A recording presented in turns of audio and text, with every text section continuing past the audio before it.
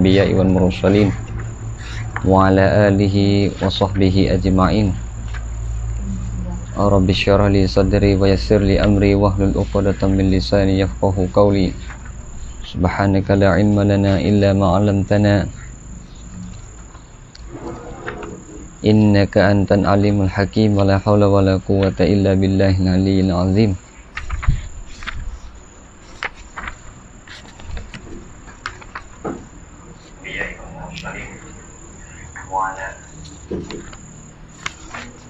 Qala musannifu rahimahullah, maka sebenarlah bahwa adalah ia tempat sejuk mata hati hamba Allah yang arifin. Maka sebenarlah ดังนั้นเป็นข้อเท็จจริงและเป็นสัจธรรมจริงและ bahwa adalah ia sembahyang waแท้จริงละหมาดนั้นน่ะ tempat sejuk mata hati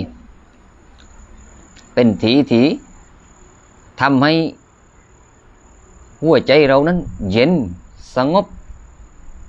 sejuk แปลว่าเย็นก็คือหมายถึงว่าบายเลยใจมันสบายละหมาดนี่ทำแล้วใจเราสบาย sejuk mata hati hamba Allah โดยบ่าวของ Allah yang arifin ที่หัวใจนั้นรู้จักต่อ Allah ที่เขานั้นรู้จักต่อ Allah ถ้าไม่ใช่คนที่อยู่ในระดับอาริฟินนี้ถ้าเป็นคนปกติธรรมดาทั่วไปหัวใจจะไม่มีความสุขสบายในการละหมาดแต่สำหรับคนที่อาริฟบิลลาห์นั้นเขามีความดีใจมีความsejukในการที่จะละหมาด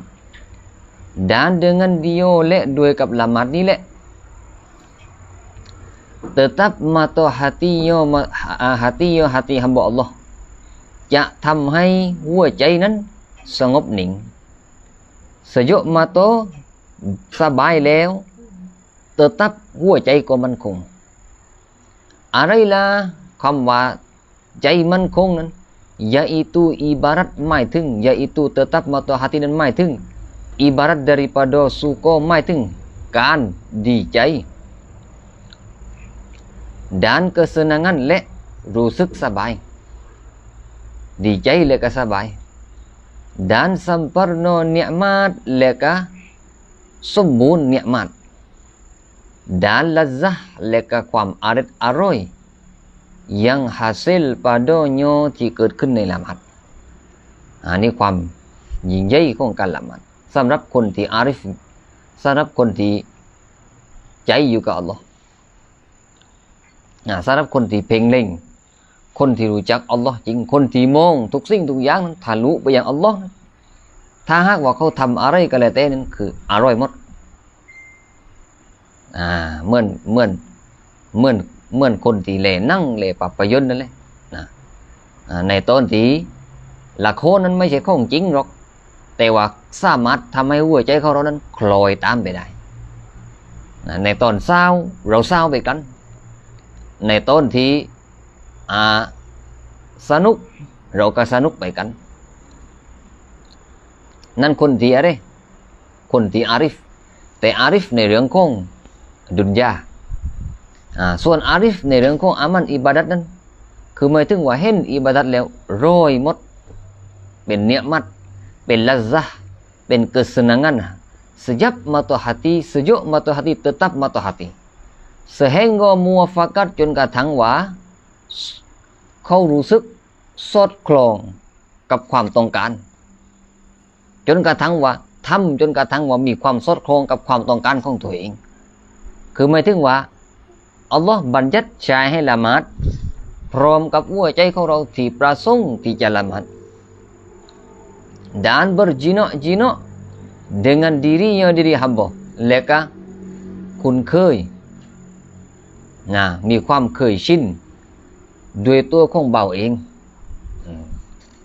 tetapi berselahan ia hamba นั้นแต่ว่าtetapi berselahan ia suka นั้นแต่ถ้าว่าความดีใจ ค ความสบายความอร่อยนี่มันจะมีระดับที่แตกต่างกันออกไปsebab bersalahan dengan murtabat kelakuan อันเนื่องจากความแตกต่างสถานะในแต่ระดับสภาพของแต่ละคน dan makom mereka itu และก็ระดับmakom ของพวกเขาระดับสถานะของพวกเขาระดับชนชั้นของพวกเขาชนชั้นตรงนี้ไม่ใช่ชนชั้นในเรื่องของดุนยาคนจนคนรวยคนมีตำแหน่งในอำเภอผู้ว่าขึ้นไปไม่ใช่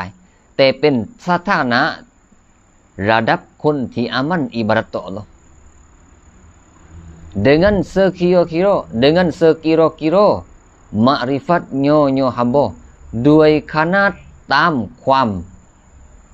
มาริฟัตของเขาด้วยขนาดตามความรู้ของเขารู้มากเรียนรู้มากรู้จักอัลลอฮ์มากมุรตะบัตหัวใจของเขาจะค่อยสูงถึงระดับคนอาวามตัวไปแบบเรานี่มากอมนี่คือเช่นอะไรระดับมากอมเรานี่คือระดับคนอาวามนี่คือให้รักษาของฟัรดูคนที่รักษาของฟัรดูได้อยู่เป็นประจำทำอยู่เป็นประจำนั้นคนอยู่ในระดับสถานะหนึ่งมุรตะบัตหนึ่งพอรักษาของฟัรดูเสร็จแล้วต้นบางคนนั้นเวลาอีกลับใจมาเป็นคนดีนั้นเขาไม่ได้มายั่งเขาไม่ได้รักษาละหมาดแต่หัวใจของเขานั้นอัลลอฮ์ฮิดายะห์ให้ละหมาดพออัลลอฮ์ชี้นำให้เขาได้ละหมาดเขาต้องการที่จะตอบัตกลับไปสู่ทางของอัลลอฮ์พอต้องการกลับไปสู่ทางของอัลลอฮ์เขาก็เลยอยากที่จะละหมาดแต่ว่านั้นแหละด้วยความเคยชินคือทำมั่งไม่ทำมั่งอิบาดัตมั่งไม่ทำมั่งไม่ทำมั่งเวลาเขาทำเขาดีใจแต่ว่าเวลานั้นเลยมันมีความรู้สึกว่าคลานความเกลียดค้านนั้นมันเข้ามาต่อแย่มันเข้ามาคุมหัวใจของเราคลานเหลาพอในบางโอกาสในบางครั้งในบางคราวขยันแต่พออีกวันนึงคลานเหลาไอ้สภาพเหล่านี้นั้นยังไม่ถึงมุรตะบัตที่ยังไม่ถึงมากอมที่เขาเรียกว่าฮาลเลยแต่เมื่อเขาใช้ความพยายามสู้กับความเกียจคร้านของตัวเองจนกระทั่งว่ารักษาของฟัรดูได้หมดโดยที่เขาไม่คาดเลยหลังจากนั้นไม่เกียจคร้านเลยหลังจากนั้นเขาเคลื่อนย้ายจากระดับฮาลเล็กไอเดียนั้นมาอยู่ในมากอมเนี่ยมาอยู่ในมุรตะบัตนึงเนี่ยมุรตะบัตนั้นก็เรียกมุรตะบัตของคนที่รักษาของฟัรดูเราอยู่ในชนชั้นนั้นเลยพอเรารักษาของฟัรดูเราต้องการไต่เต้าไปอีกระดับหนึ่งเราก็ทำของสุนัตเราละหมาดสุนัตหน้าสุนัตหลังเราละหมาดสุนัตดุฮาเราละหมาดสุนัตฮายัตสุนัตตัสบิฮสุนัตอาวาบินสุนัตอัซซาวันเราต้องการรักษาของสุนัตเลยมากอมฟัรดูนั้นเราครบเลยแต่พอเราต้องการไต่เต้าไปยังของสุนัตนั้นแต่บังเอิญว่าเราทำมั่งคลานมั่งทำมั่งคลานมั่งยังไม่ถึงระดับที่แต่เมื่อนึงเมื่อได้ที่เราต่อสู้จนกระทั่งว่าเรารักษาของสุนัตโดยไม่คาดเลยแม้แต่คนเดียวเราอยู่ในอีกระดับหนึ่งแล้วไต่เต้าจากระดับมุรตะบัตที่อยู่ข้างหลังขึ้นมาอยู่ในมุรตะบัตของคนที่เริ่มรักษาของสุนัตเนี่ยนั่นเขาเรียกว่ามุรตะบัตของแต่ละคนนั้นจะแตกต่างกันโดยเหตุนี้ความอร่อยในการละหมาดนั้นความสยับความสยบความtetap matahati ในตอนที่เราละหมาดนั้นขึ้นอยู่กับความแตกต่างมุรตะบัตเหล่านั้นถึงมุรตะบัตนั้นเกิดจากอะไรเกิดจากการเรียนรู้เกิดจากการอาริฟเกิดจากการอะไรเกิดจากการศึกษาเราเรียนและการไต่เต้าจากของฟัรดูไปสู่ของสุนัตเช่นเดียวกันในเรื่องของหัวใจของเราก็เหมือนกันหัวใจของเรานั้นมันมีหลายระดับระดับแรกรักษาหัวใจไม่ให้หึงซ่าคน รักษาหัวใจไม่ให้ไปดูทุกข์ดูแคลนคนรักษาหัวใจพยายามไม่ให้หัวใจนั้นเอ็นไปยังโค้งไม่ดีนั้นให้คงไว้ในการทำสิ่งที่อัลลอฮ์บัญญัติระดับนึงพอหัวใจรักษาระดับสิ่งเหล่านั้นได้แต่เต้าไปอีกระดับไปแต่เต้าไปจนถึงนู้นเลยนะระดับสูงเลยซึ่งไม่รู้ว่าโอกาสที่เราจะไปถึงระดับนั้นจะมีหรือไม่โดยนี้ระดับที่ทุกคนจะต้องมีคือระดับมากอมของการรักษาสิ่งที่เป็นฟัรดูหลังจากนั้นก็ไต่ตามไปอย่างของสุนัตหัวใจก็เหมือนกันหัวใจอันดับแรกเลยมากอมแรกเลยคือต้องตอบัดก่อนตอบัดนี่คือหัวใจลักของการรักษาหัวใจให้สะอาดพอหัวใจนี่ดำกับข้าวนี่นูรกับความมืดมนนี่มันไม่สามารถอยู่รวมกันได้โดยนี้อุลามะจึงบอกว่าอัตเตาบะตูกันอัรดีลินบินะเตาบัตนั้นเสมือนกับการปรับพื้นดินเพื่อที่จะสร้างบ้านคือถ้าหากว่าเราไม่ปรับหน้าดินนี่เราอีมาสร้างอะไรนี่สร้างไม่ได้บ้านที่เราจะสร้างจำเป็นเลยที่จะต้องปรับหน้าดินให้เสมอกันให้เสถียรซึ่งการเตาบัตนั้นเหมือนกับการปรับหน้าดินพออะไรล่ะพอการตอบัตนั้นคือหมายถึงการล้างมลทินที่อยู่ในหัวใจนั้นออกไปให้หมดล้างข้องที่เป็นมลทินออกไปให้หมดความโลภความหลงความอะไรก็แล้วแต่ละการหลงไหลในเรื่องของดุนยาเราจะต้องล้างไปให้หมดโดยการตอบัตก่อนตอบัตความผิดอิสติฆฟารเอาออกก่อนเมื่อเอาออกแล้วนั้นเราจึงเอาลักษณะที่ดีๆนั้นบรรจุใส่ไปในหัวใจเอาอะไรใส่ไปล่ะเอาความอิกลัสใส่ไปเอาความเซฮดใส่ไปเอาการระลึกถึงความตายใส่เข้าไปเอาความวะเราะใส่เข้าไปโดยเหตุนี้ถ้าหัวใจเราไม่ตอบัตเราไม่ปรับพื้นหน้าดินของเรานั้นเราเอาลักษณะที่น่าสั้นเส้นเหล่านั้นไปใส่ในหัวใจนั้นใส่ไม่ได้ความอดทนใส่ไปไม่ได้ความความเซฮดความรู้จักพอใส่ไปไม่ได้หรอกถ้าเหมือนเมื่อได้ที่หัวใจเราอย่างบดนี่คือมุรตบัตของหัวใจฟัดดูอินโดยนี้จึงตั้งขึ้นอยู่กับความรู้มะริฟัตของอัลลอฮ์ที่ไม่เหมือนกันโดยนี้เราจึงเห็นว่าคนที่อยู่ในระดับมะริฟัตหลังๆจะมองคนที่อยู่ในมะริฟัตสูงเขาจะมองว่าเป็นคนบาอยู่ไม่ยุ่งไรอยู่ไม่คิดไรจริงๆนั้นหัวใจของเขานั้นกันต้องอยู่กับอัลลอฮ์เดียวอันระดับสูงมันไม่ต้องพูดเลยระดับสูงคือมองอะไรนั้นรู้ไปอย่างอัลลอฮ์หมดแต่ถ้าว่าระดับหลังนี่คืออะไรก็เรานั่นซึ่งในนี้เราเลยจากร่างกายของเราฟันของเราในต้นที่ว่าเรานุ่มฟันแข็งแรงมีฟันนำนุ่มมีฟันนำนุ่มมีฟันแทฟันเราแข็งแรงแต่พอเวลาเราแก้ฟันข่อยลุดคนที่มาริฟัตนี่เขารู้แหละเขารู้ว่านั่นคืออาลามัดว่าร่างกายนั้นมันจะข่อยโรยลงมันจะข่อยหลวงลงชีวิตของเรานั้นกำลังเดินไปสู่ความตายเลยรู้เลยคือมองทุกอย่างนั้นไปยังอัลลอฮ์หมดสภาพร่างกายในตอนที่เรานุ่มแข็งแรงแต่ตอนนี้เรามีความรู้สึกว่ามันเริ่มเฉยชาเลยข้างนู้นกะเค็ดข้างนี้กะเค็ดเริ่มมีปัญหาเลยเมื่อถูกยิ่งเมื่อเรามองเมื่อเราเห็นภาพเรานึกถึงอัลลอฮ์เรารู้เลยว่าสุดท้ายแล้วสิ่งเหล่านี้จะต้องกลับไปเป็นอะไรไปเป็น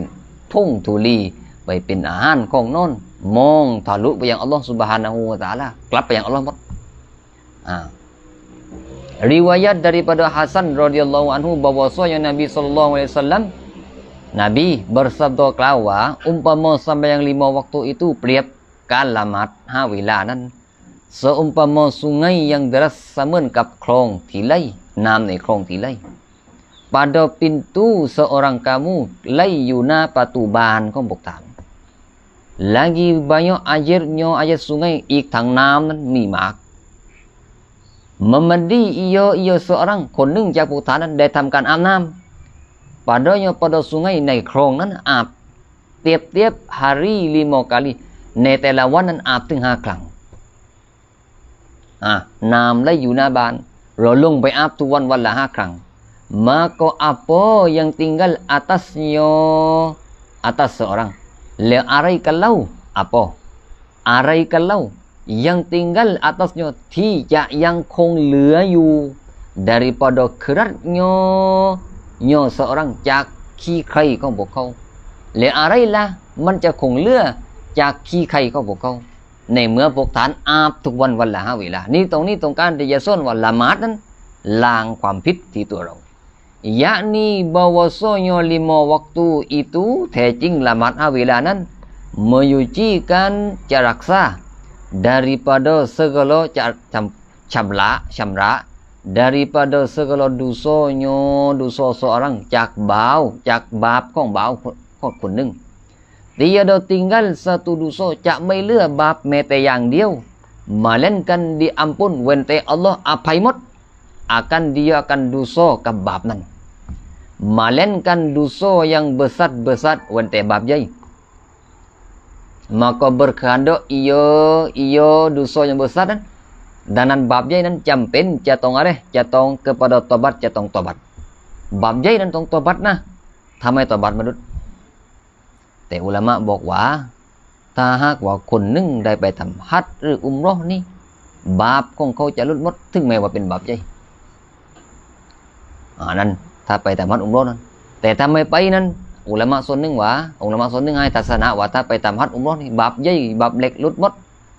แต่ถ้าหากว่าไม่ทำบาปใหญ่นี่ถึงแม้ว่าเราละหมาด5 เวลานั้นมันลดเฉพาะบาปเล็กหรอกแต่บาปใหญ่ไม่ลดบาปใหญ่ว่ายิบจะต้องตอบัด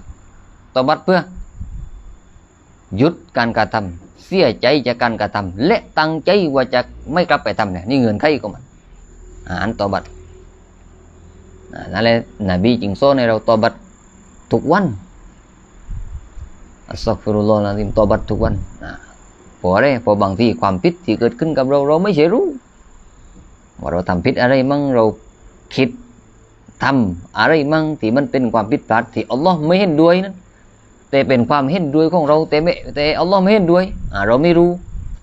ก็เลยต้องตอบัดอยู่เลยdan diriwayat daripada Ubadah bin Samit bin Somat Somit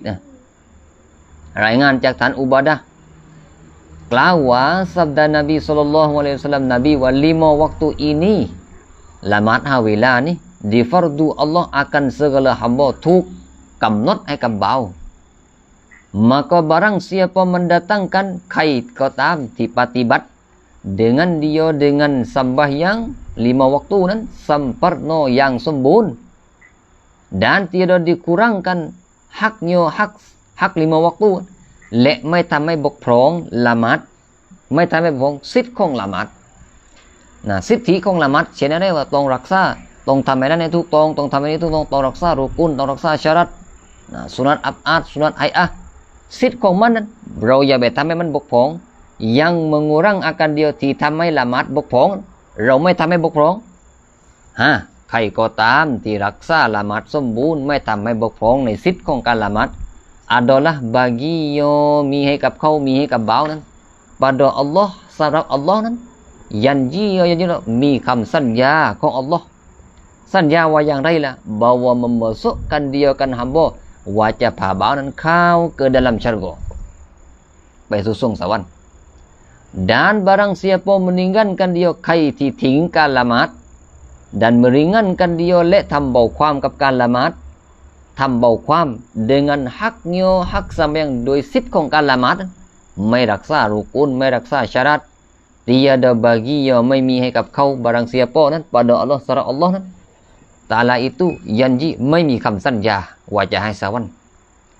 jika dia kehendak ถ้าอัลลอฮ์ประสงค์ที่จะรักถ้าอัลลอฮ์ประสงค์จะรัก dikasihkan dia kan hamba อัลลอฮ์ก็จะรัก maka jika dikehendaki แต่ถ้าพระองค์ประสงค์ที่จะลงโทษ diseksonya เซ็กโซฮัมโบบ่าวก็จะต้องถูกลงโทษนั่น นู้นเลยต้องเริ่มมาจากการอาบน้ำละหมาดนู้นเลยมันอัสนาวูดูอาหุนนะวะซอลาวะซัลลาหุนนะลิวักติหินนะวะอัตัมมารุ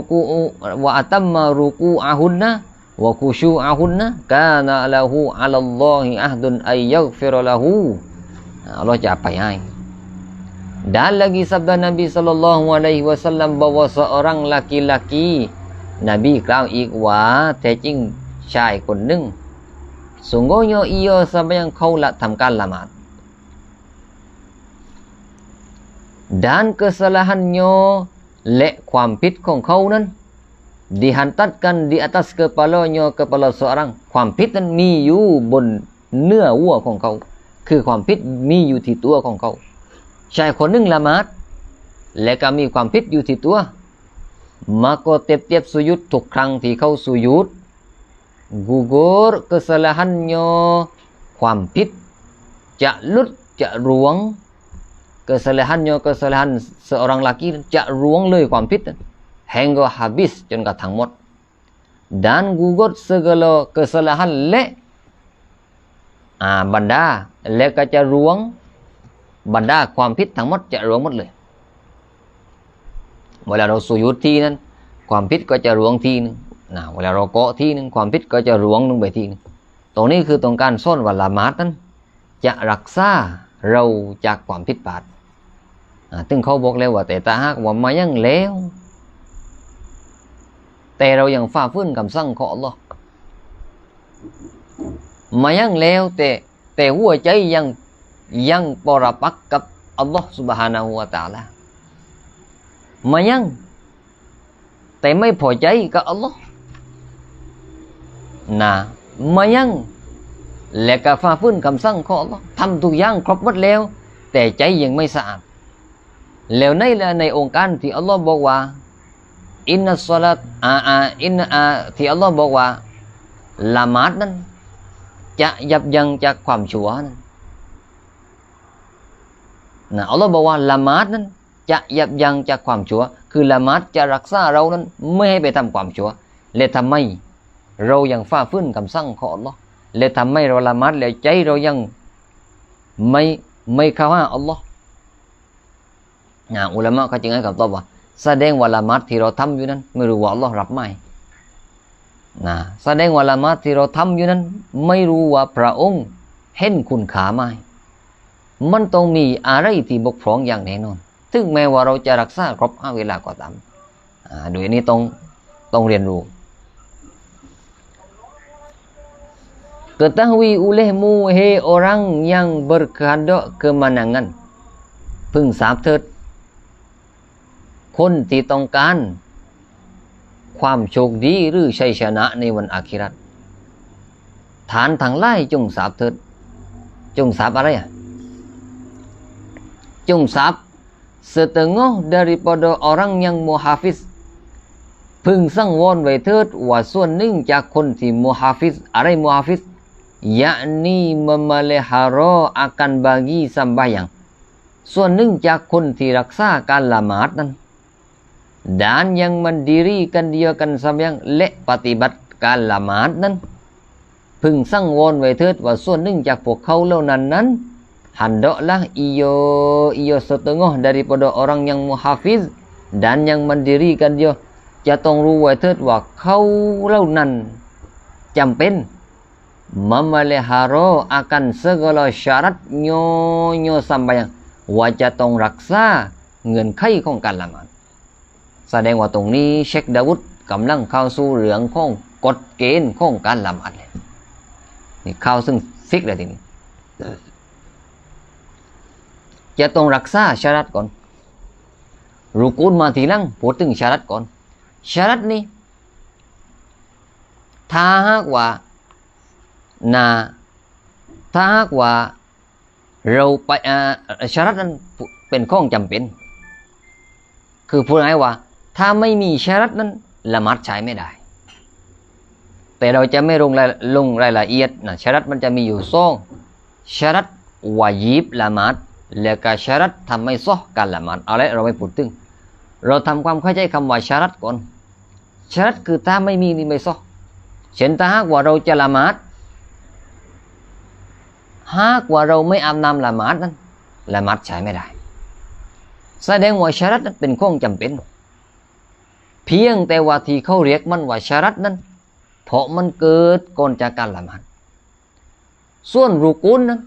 ก็เป็นของจำเป็นเหมือนกันแสดงว่าความเหมือนระหว่างชะรัต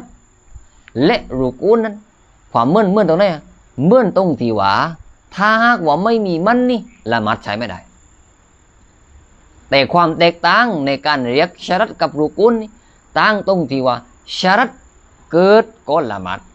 ส่วนรุกูนนั้นอยู่ในตัวของการละหมาดเช่นอะไรเช่นอ่านฟาติฮะนั้นวาญิบจะต้องอ่านถ้าไม่อ่านใช้ไม่ได้เขาเรียกการอ่านฟาติฮะนั้นเขาเรียกว่ารุกูนเพราะมันอยู่ในละหมาดอยู่ในตัวของอิบาดัตส่วนการอาบน้ำละหมาดถ้าไม่อาบน้ำละหมาดก็ใช้ไม่ได้เหมือนกันละหมาดนั้นแต่การอาบน้ำละหมาดนั้นมันอยู่ก่อนมันอยู่นอกเหนือจากตัวของอิบาดัตเขาจึงเรียกมันว่าชะรัตความตั้งระหว่างชะรัตกับรุกูนอยู่ตรงนั้นเองแต่ที่เหมือนคือถ้าไม่มีมันใช้ไม่ได้โดยนี้คนที่จะมุ่งไปสู่การละหมาดจำเป็นจะต้องรักษาชะรัตต่อไปนี้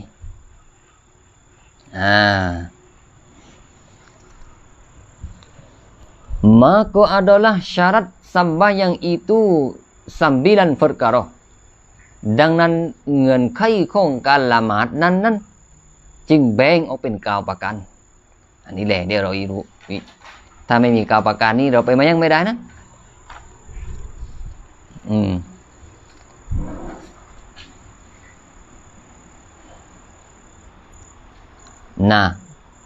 ประการที่ 1 syarat yang pertama syarat ประการที่ 1 mengetahui masuk waktu จะต้องรู้ว่าเข้าเวลา pertama ketahui bagi masuk waktunya จะต้องรู้อันที่ 1นี่จะต้องรู้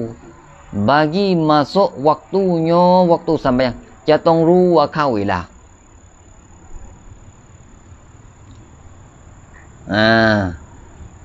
dengan yakin รู้นั้นนะด้วย yakin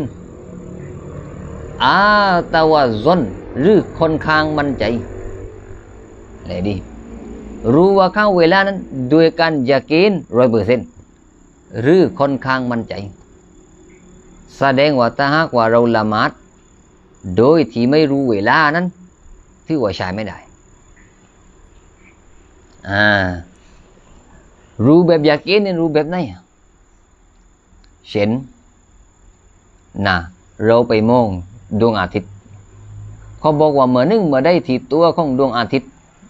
หลับขอบฟ้าไม่ใช่แสงนะตัวดวงมันจะมีดวงและจะมีแสงพอดวงอาทิตย์มิดขอบฟ้าจากถ้าหากว่าเราไปเล่ในพื้นที่ที่มันเสมอกันนั้นดวงอาทิตย์มิดขอบฟ้านั้นถ้าหากว่ามีภูเขาซึ่งดวงอาทิตย์มิดภูเขานั้นยังไม่เข้ามักริบสิพอดวงอาทิตย์พอเวลามันมิดขอบฟ้าจากที่เรามองไปนี้ถ้าตัวดวงอาทิตย์มิดนั้นไม่ถึงเข้าวักตูมักริบแสดงว่าเข้ามักริบเลยแต่ถ้าหากว่าเราไปมองดวงอาทิตย์โดยที่เรามองนั้นที่เรามองสุดสายตาไปนั้นถ้าบังเอิญว่ามันมีภูเขาซึ่งดวงอาทิตย์มันหลับภูเขาแต่มันไม่ได้หลับขอบฟ้าในพื้นที่ที่มันเสมอกันนั้นไอ้นั้นอย่างที่ว่าไม่เข้ามักริบทีนั้นจะต้องเชื่อเวลาที่มันหลับภูเขานั้นจนกระทั่งว่ามิดลงไปนั้นถ้ามันมีภูเขาพอภูเขามันอยู่สูงล่ะพอภูเขามันอยู่สูงปั๊บพอดวงอาทิตย์พอตัวดวงอาทิตย์มิดภูเขานั้นมิดด้วยที่ว่าภูเขามันปิดหรอกคือไม่ถึงว่าถ้ายกภูเขาออกไปนั้นเราอยากเห็นดวงอาทิตย์อยู่ต้องให้มันพื้นที่ที่มันเสมอไปพอดวงอาทิตย์มิดลงไปแล้วเข้าวักตูมักริบถึงการที่เราไปเล่โดยตัวของเราเองเมื่อที่เขาไปเล่ดวงจันทร์นะเราไปเล่ดวงอาทิตย์รับขอบฟ้าโดยตัวของเราเองหรือเรามองดวงอาทิตย์ที่ขึ้นโดยตัวของเราเองนี่ไอ้นี่คือระดับแรกระดับนี้คืออยู่ในระดับการรู้ว่าเข้าเวลานั้นรู้แบบอยากกินเลยอันนี้รู้แบบอยากกินเลย นั่นถึงถ้าหากว่ารู้แบบยากินนี่ถึงเราถามว่าในปัจจุบันที่เรามายังนี่เรารู้แบบนี้ไหมไม่มีใครสักคนไหมจากพวกเรานี่แหละนี่นะการรู้ว่าเข้าเวลานั้นจริงๆมันจะมีอยู่6 ระดับแต่เราจะไม่พูดรายละเอียดให้มากเราจะพูดสัก3 ระดับก็แล้วกันว่าที่เราทำอยู่นี่เรารู้ว่าเข้าเวลานั้นเราทำในระดับไหนเพราะอะไรล่ะเพราะมูสเนฟเขากล่าวหลังจากนั้นว่าmaka tidak sah sembahyang orang yang tiada mengetahui akan masuk waktunya waktu sembahyang ไม่ซ้อการละหมาดคนที่ไม่รู้ว่าเข้าเวลา dan tiada zonnya และเขาไม่zon zonnya zon masuk waktu ไม่zon ว่าเข้าเวลา dan jika jatuh di dalam waktunya ถึงแม้นว่าจะอยู่ในเวลา waktunya waktu sembahyang sekalipun สักทีก็ตามเอาเลยก่อนที่จะไปรู้ถึงระดับการรู้ว่าเข้าเวลาแบบนี้นั้นเลยตรงนี้ก่อนเขาบอกว่าถ้าหากว่าเราไม่อยากเกณฑ์ว่าเข้าเวลา1หรือเราไม่ค่อนข้างมั่นใจว่าเข้าเวลา2แล้วเราไปละหมาดเช่นเรามาแลดวงอาทิตย์ในต้นที่ว่าฟ้ามันมืดปรากฏว่าในตอนที่ฟ้ามันมืดนั้นดวงอาทิตย์เรามองไม่เห็นปรากฏว่าพอเข้าวักตุอัสรีนี่ดวงอาทิตย์เราไม่เห็นเลยทีนี้มันอยู่ในช่วงที่ว่าเราอยู่ในความเคลือบแคลงว่าอัสรีนี่หมดแล้วไหมหรือว่าข้าวมักริบแล้วเพราะการมืดในตอนที่เราเห็นในตอนวักตุอัสรีนั้นมันมืดด้วยกับฟ้าที่มันมืดฝนเราอยู่ในสภาพไหนทีนี้อยู่ในสภาพที่ชักไม่ได้อยู่ในระดับที่ค่อนข้างมั่นใจพอเราสงสัย50ทำเพื่อดีวะมันเข้าเวลาแล้วหรือยังไปเล่เวลาไปเล่ดวงอาทิตย์ไปวัดโดยตัวของเราเองปักฮอกปักเศร้าโดยตัวของเราเองวัดเงาก็วัดไม่ได้ถึงทีนี้พอเป็นเช่นนั้นแล้วเราจึงไม่มั่นใจว่าเข้าเวลาแล้วจึงอยู่ในความเกือบแข่งพอในความเกือบแข่งนั้นเราคิดไปเองว่าวักตุมักริบมันยังไม่เข้าทีเราทำเพื่อทีนี้เราก็เลยละหมาดอัสรีพอเราละหมาดอัสรีปั๊บบังเอิญว่าฟ้าแจ้งขึ้นมาทันทีเราจึงเห็นว่าดวงอาทิตย์ยังไม่มิดขอบฟ้าเลยเราละหมาดอัสรีใช่ไหมตอนที่เราละหมาดก่อนที่เราจะละหมาดนั้นเรายังไม่รู้ที่ว่าเข้าเวลาแล้วรู้ไหมละหมาดไปก่อนละหมาดอัสรีไปก่อนพอละหมาดอัสรีไปถึงปุ๊บปรากฏว่าฟ้าแจ้งเราก็เห็นดวงอาทิตย์ชัดเจนยังไม่รับขอบฟ้าที่เราจึงขึ้นมาว่าแสดงว่าที่เรามายังเล็กเดียวนั้นดวงอาทิตย์ยังไม่รับที่ยังอยู่ในวักตุอัสรีที่ถึงแม้ว่าความเป็นจริงจะเป็นแบบนี้ก็ตามไม่ซ้อการละหมาดนั้นเพราะอะไรล่ะเพราะก่อนที่เราจะเข้าสู่การละหมาดนั้นเราไม่ได้อยู่ในสภาพของคนที่รู้ว่าเข้าเวลาแล้วหรือยังหรือไม่อยู่ในสภาพของคนที่ค่อนข้างมั่นใจว่าเข้าเวลาแล้วหรือยังถึงแม้ว่าจะอยู่ในเวลาสักทีก็ตามเพราะอะไรล่ะเพราะอิบาดัตนั้นอันอิบรอตูฟีซอนนินมุกัลลับวะบิมาฟีนัฟซิลอัมรี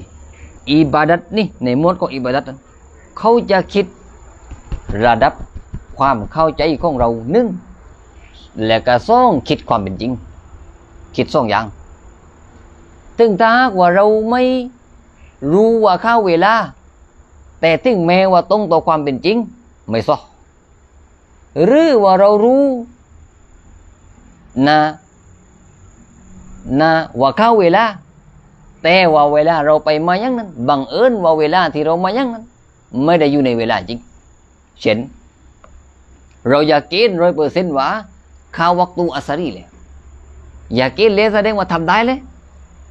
อยากเกณฑ์100%ว่าวักตุอัสรีเราก็ละหมาดอัสรีพอละหมาดอัสรีไปแล้วปรากฏภายหลังว่าที่เราละหมาดเล็กเดียวนั้นเวลาไม่ใช่เวลาอัสรี ในความเข้าใจของเรานั้นเราอยากกินแล้วว่าข้าวอัสรีแต่ความเป็นจริงไม่ใช่วัตถุอัสรีก็ไม่ซ้อเช่นเดียวกันอันที่สองเวลานั้นอัสรีจริงๆแต่ความเข้าใจของเรานั้นเราไม่มั่นใจว่าข้าววัตถุอัสรีหรือยังเราก็เลยละหมาดพอละหมาดเสร็จมารู้ทีหลังว่ามันอัสรีก็ไม่ซ้อเช่นเดียวกันจะซ้อก็แต่เมื่อวันหนึ่งเราละหมาดโดยที่รู้ว่าเข้าเวลาหนึ่งแหละพอรู้ว่าเข้าเวลาเสร็จพอเราละหมาดปั๊บไอตัวที่เราละหมาดก็อยู่ในเวลาจริงกันต้องสองอย่างจริงจะซ้อโดยนี้เรามาเล่นในระดับแรกนั่นก็คือจะต้องไปมองดวงอาทิตย์ด้วยตัวของเราเองไปเล่ไปวัดเงาด้วยตัวของเราเองจึงจะรู้ว่าเข้าเวลาโดยยากินอันนี้เราไม่ทำอยู่แล้วอันที่สองก็คือเข้าเวลาด้วยกับซอนซอนอันนี้นั้นซอนนี่คำว่าซอนนี่อยู่ในระดับที่สองซอนก็คือตรงนี้หมายถึงว่ารู้โดยการรับรู้หรือได้ยินจากคนที่เสียก็หมายถึงว่าเข้าเวลานั้น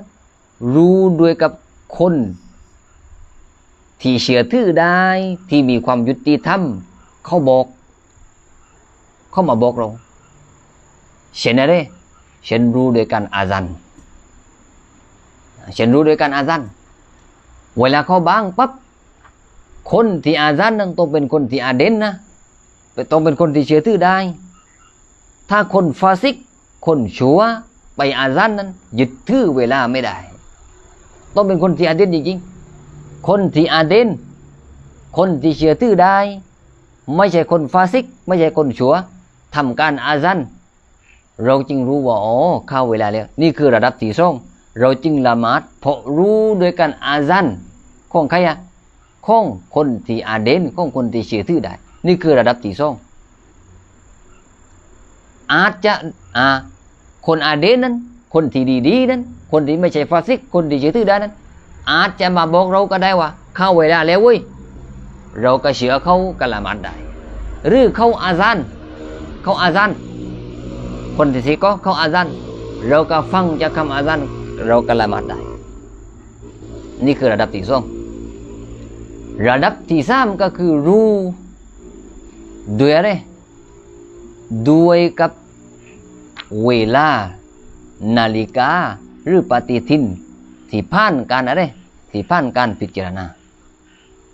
นี่เรานี่อีกข้าวประเภทนี้อีกข้าวประเภทที่สามก็คือเราไปเล่ปฏิทินแล้วก็มาเทียบกับนาฬิกาพอเราไปเล่ปฏิทินปั๊บเราเทียบกับนาฬิกาเข้าแล้วอันนี้คือระดับที่สามโดยนี้ถ้าหากว่าเราไม่ไปอยู่ในระดับแรกนั้นนะระดับแรกกับระดับที่สองนั้นเราเลือกได้สมมติว่าเราไปมองดวงอาทิตย์ด้วยตัวของเราเองเราก็เห็นว่าดวงอาทิตย์ลับขอบฟ้าเราสามารถยึดถือโดยกับการมองของเราเองนั้นได้หนึ่งหรือเราจะไปยึดถือคนที่อาซันที่อาเดนที่ซิก็ได้สองแต่เราจะมายึดถือโดยกับการมองนาฬิกาหรือมองปฏิทินที่อยู่ในระดับที่สามมันไม่ได้เมื่อใดที่เรามีระดับที่หนึ่งกับระดับที่สองเราจะมาเล่ระดับที่สามมันไม่ได้ถ้าเราไปเล่ดวงอาทิตย์เองนะห้ามเราเคลื่อนย้ายมาสู่ระดับที่สามก็คือมายึดปฏิทินยึดนาฬิกานั้นไม่ได้แต่เมื่อใดที่เราไม่ได้มองดวงอาทิตย์ด้วยตัวของเราเองเราไม่ได้ยินเสียงอาซันที่เป็นระดับที่สองระดับคนที่สิก็แต่เรามีปฏิทินที่ผ่านกันคำนวณของนักฟาลากียะและเรามาพิสูจน์โดยกับนาฬิกาของเรานั้นเราสามารถยึดตัวที่สามนี้ได้นั่นอันรู้และถึงถ้าหากว่าไม่มีปฏิทินล่ะไม่มีนาฬิกาและก็เราไม่สามารถไปมองดวงอาทิตย์โดยตัวของเราเองได้เราไม่ไปยึดตัวนั้นและก็ไม่ได้ยินคนที่ซีก็ทำการอาซันก็ให้เราไปอยู่ในระดับที่สี่ก็คือการสังเกตก็คือหมายถึงว่าเช่นอะไรคนแต่เด็กเขาจะสังเกตว่าถ้าว่าริงไรร้องนั้นหมายถึงว่าปานนั้นแต่ให้สังเกตว่า อาดัตมันจะต้องเป็นแบบนั้นอยู่เป็นประจำหรือว่าสังเกตจากการอ่านอัลกุรอานเสียงของคนที่อ่านกุรอานหรืออะไรก็แล้วแต่เช่นไก่ขั้นทุกครั้งที่ไก่มันขั้นนั้นเราสังเกตมาเป็น100 ครั้งเลยว่าทุกครั้งที่ไก่มันขั้นนั้นคือเข้าวักตุซุบฮ์โดยนี้ถ้าไม่มีอะไรเลยที่จะเป็นสภาพแวดล้อมที่เราจะยึดถือในการเข้าเวลาได้ถ้าได้ยินเสียงไก่ขั้นนั้นเรายึดถือได้เลยแต่เมื่อใดที่ระดับข้างบนยังมีอยู่นั้นเราจะมายึดเสียงไก่ขั้นนั้นไม่ได้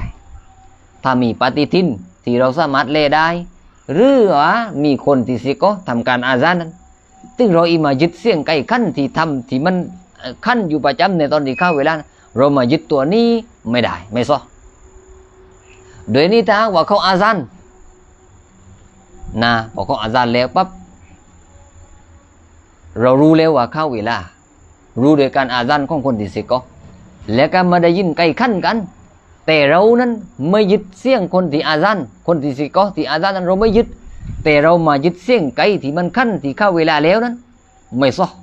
เพราะอะไรล่ะเพราะมีระดับที่ดีว่านั้นนั่นการรู้ในการ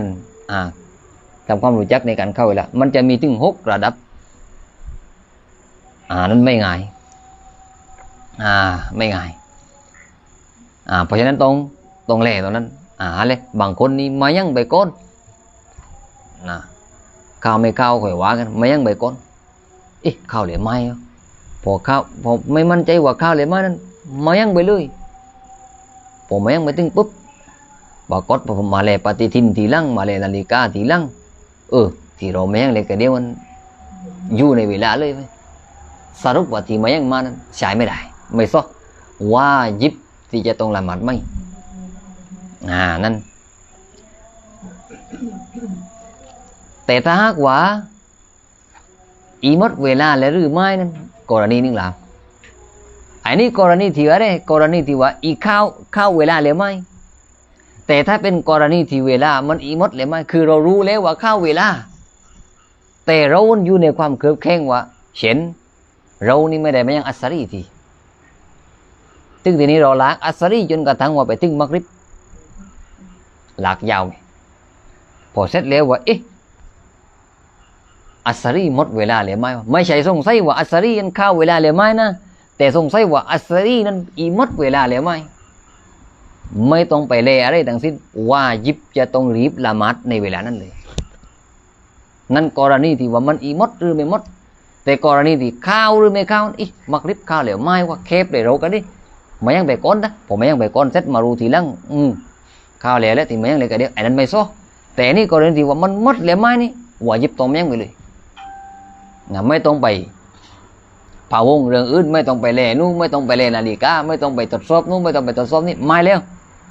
มายังเลยว่ายิบจะต้องรีบมายังกันพอได้เลยพอมันกลายที่จะหมดเวลาเลย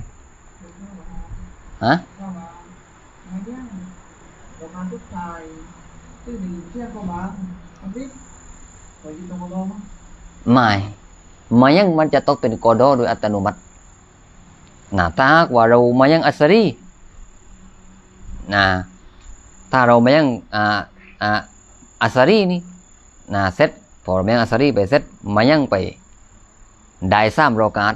พอรอกาตที่4ข้ามักริบไม่ต้องละหมาดไม่แล้วละหมาดนั้นคือมันจะเป็นกอดอไปโดยอัตโนมัติแต่ว่ามีบาปเลยถ้าหากว่าการลาชานั้นเกิดขึ้นโดยความบกพร่องแต่ถ้าหากว่าการลาชาไม่ได้เกิดจากความบกพร่องเช่นว่าเราลาชาเราเพิ่งมดประจำเดือนพอมดประจำเดือนเสร็จก็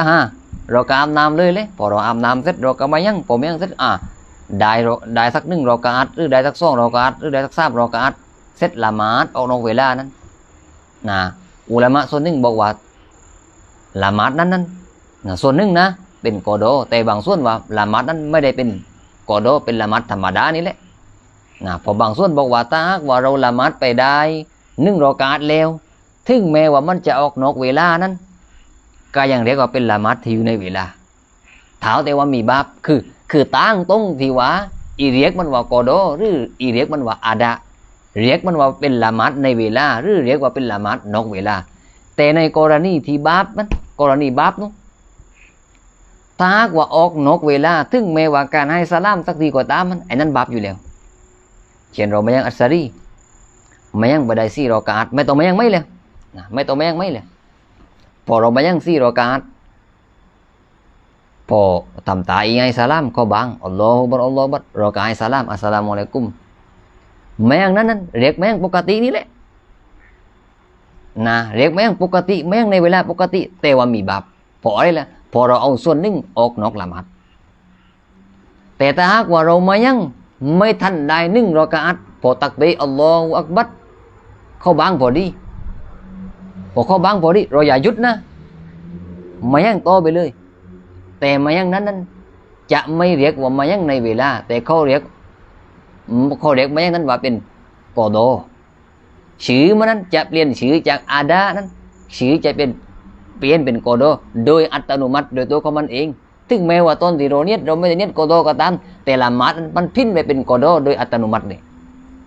ชื่อนั้นนะชื่อมันจะเปลี่ยนไปแต่ในเรื่องของความผิดนั้นจะมีความผิดไม่ว่าชื่อกอโดหรือชื่อไม่กอโด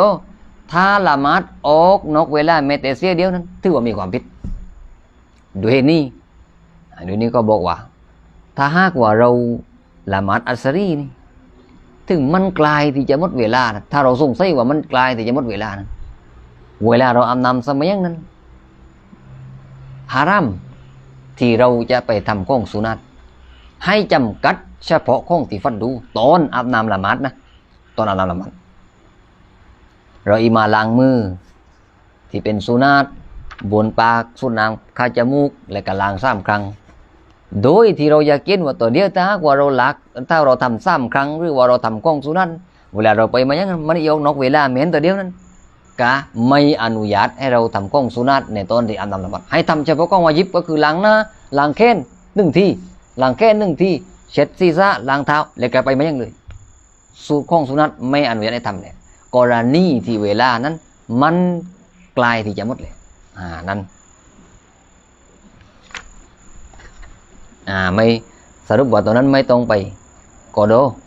ไม่ต้องไปกอโดไม่ว่าเราตักเบอัลลอฮ์ไม่อัสซารีตักเบอัลลอฮ์วักบัดแล้วเข้าบังไม่ต้องห้ามเลยห้ามหยุดห้ามออกจากมายังทำโตไปเลยมันจะเปลี่ยนไปเป็นกอโดอัตโนมัตินั้นตอนนั้นsyarat yang kedua wallahu subhanahu wa ta'ala a'lam